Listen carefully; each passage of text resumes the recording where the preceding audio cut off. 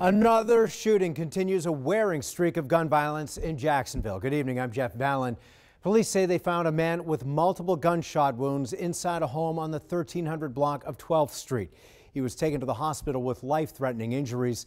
This shooting was just blocks away from a double shooting that occurred yesterday. On your side's Troy Kless has the details and reaction from people living in the area.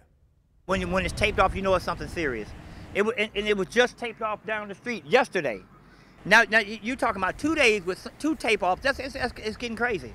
Samuel Ray Hall Jr. says he has never seen violence escalate to this point in his hometown. It's chaos. Just around the corner from the shooting is the Families of Slain Children group, the organization now praying for a man who was shot several times at a home on 12th Street Saturday morning. It's scary, you know, and my heart go out to the family, to the neighborhood, and I'm just waiting to hear.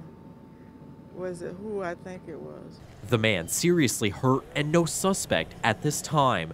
The Northside Coalition saying after this latest shooting, they want a citywide ceasefire, encouraging people to resolve their problems peacefully. Stop the violence, increase the peace, cease fire, and treat others like you yourself want to be treated.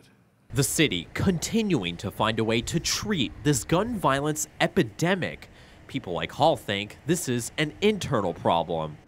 How can you relate to something you don't live here and you've never lived here?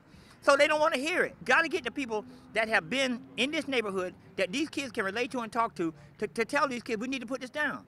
As another shooting hits close to home. In Durkeeville, Troy Kless, First Coast News, on your side.